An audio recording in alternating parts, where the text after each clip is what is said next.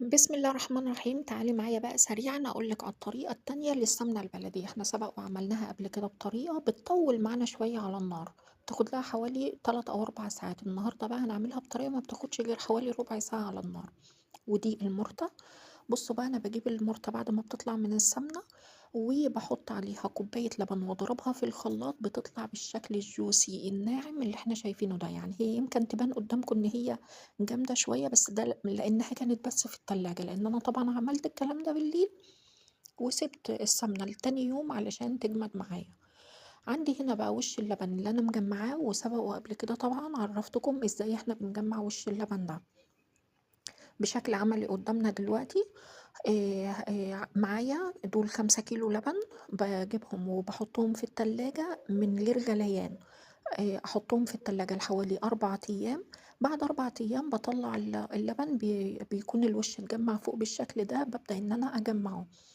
حتى عندي هنا كمان في الحلة التانية الصغيرة هجيبها لكم دلوقتي، كان 2 كيلو لبن كنت جايباهم علشان هعمل بيهم صينية مكرونة بشاميل. أنا عندي بصي أي وش أي لبن أنا بستخدمه بجيبه وبحطه في التلاجة علشان أشيل وشه.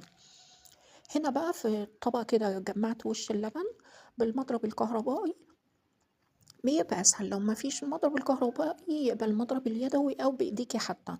بتبدأي تضربيهم كده مع بعض، بيبدأ الوش اللبن ينزل المية دي. المية دي بنسميها الخض بتاع القشطة.